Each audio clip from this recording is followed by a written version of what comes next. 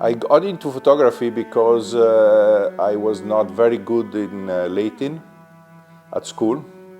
So one summer I had to study Latin to do an exam in September like we do in Italy.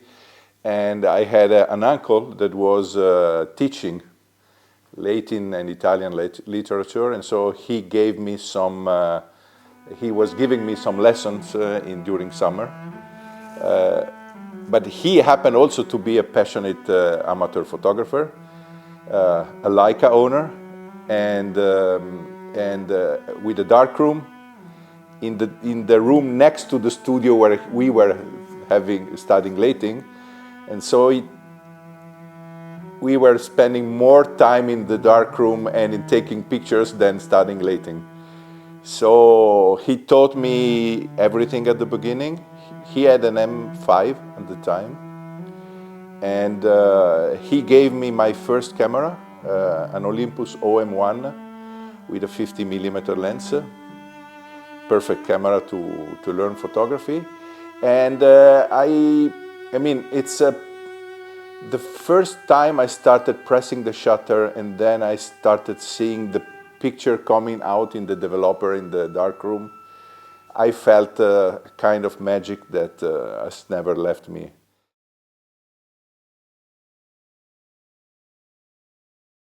I've done many other things. I'm not an obsessed photographer, but I have has been a companion to my life, to teach me to see things that I would have not noticed if I was not having a camera.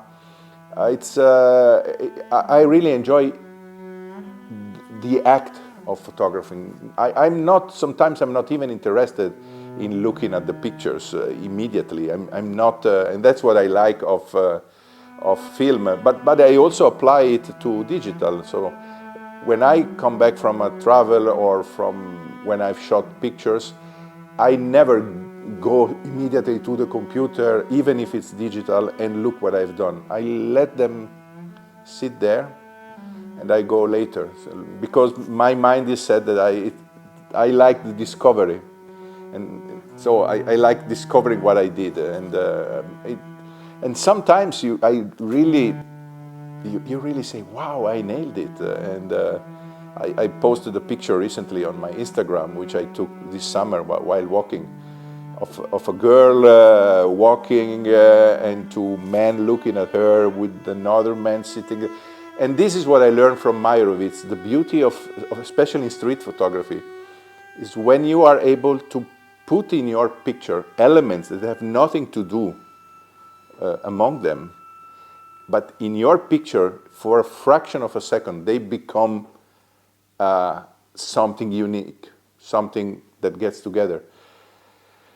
And if you train yourself to see, you are never bored, because everywhere you go, you sit on I was sitting on a bench on the seaside, and but my eyes, since I had a camera with me, my eyes were always somehow unconsciously looking around, and this is the passion. The passion is not only owning the camera, going out. It's having this feeling that there is always something nice to discover.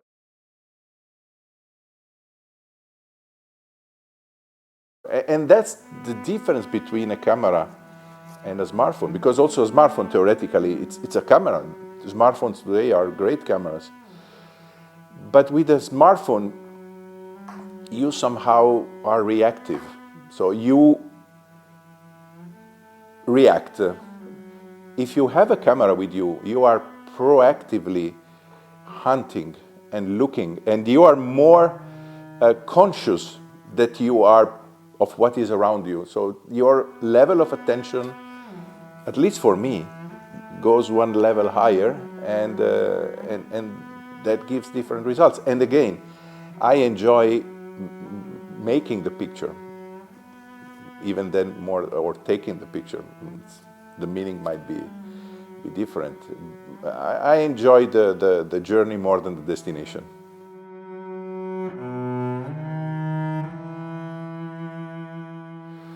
I tried also start as photographer.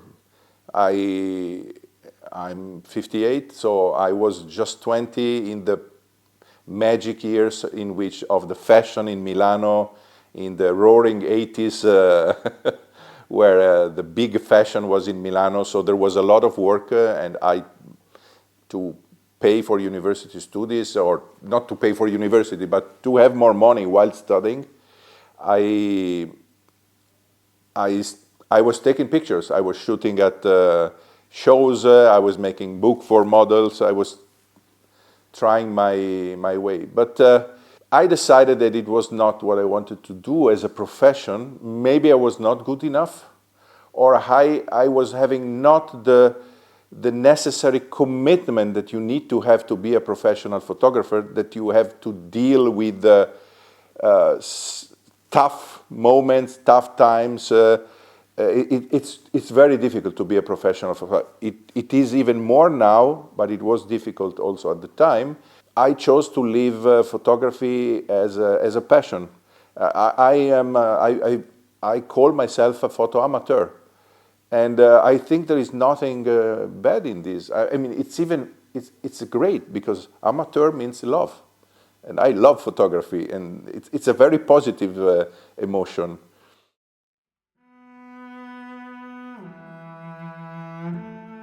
Then my path crossed because of a university research with Leica. I got in contact with Leica.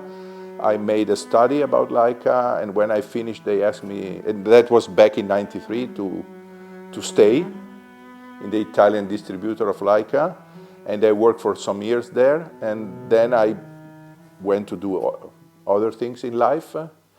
But I always remained connected to photography, so I always was a Leica customer. I always bought Leica cameras. With a friend of mine, I created a photographic festival in Italy, which is still existing.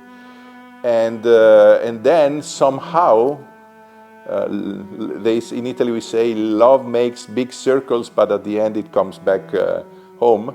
My path crossed again with Leica, and I'm here now after 12 years again.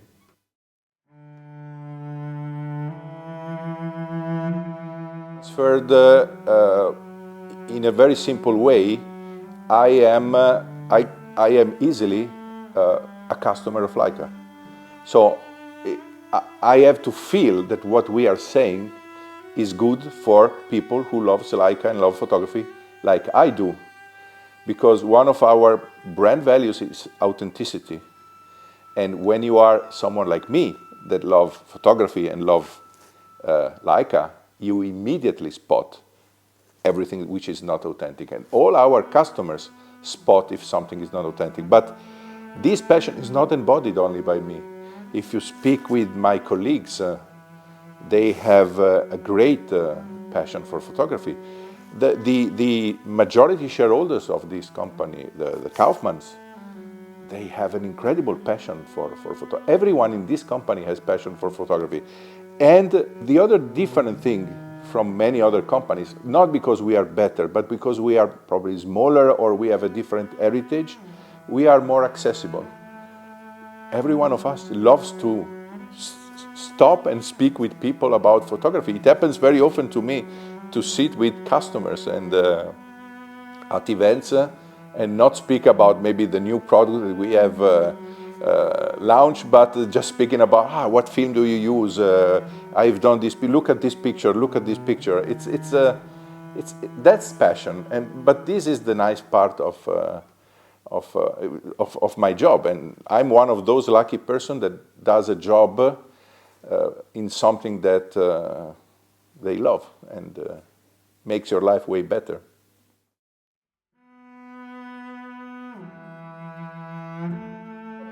Knowing that there are two separate things.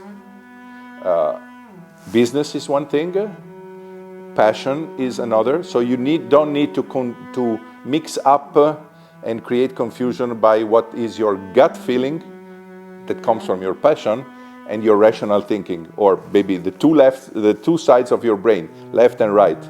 So you really need to know that business is something, and has to be done correctly. Correctly means correctly for the market, correctly for the customers, correctly for the investors. correctly for the company. And sometimes this is not perfect, does not perfectly align with your passion, and sometimes it does. So it's just a question of having a clear understanding, honesty, and respect for the roles. When I work, I'm a manager of the company. When I stop working, I enjoy being a passionate photographer. And the two things can help each other, but I need not to mix them up.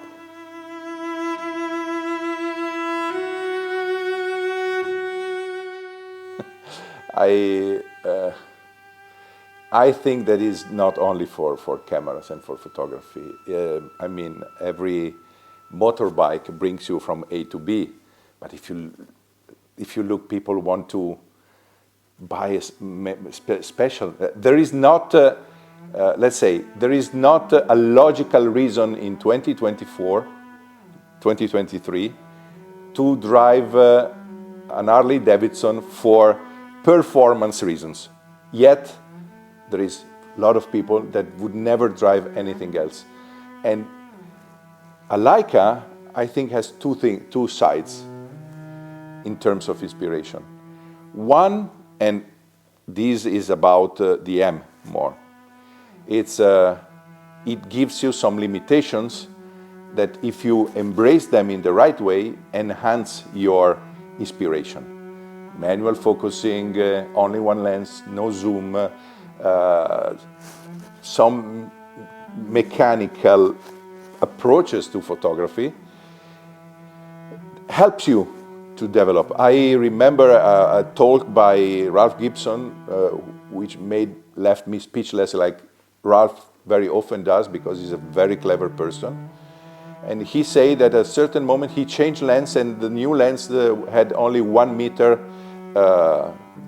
minimum focus distance. And he started thinking, okay, but what does it mean, 1 meter? And he started taking pictures at 1 meter. So he was not focusing on he was going to the minimum distance of 1 meter, and whatever was in the frame, that was his picture.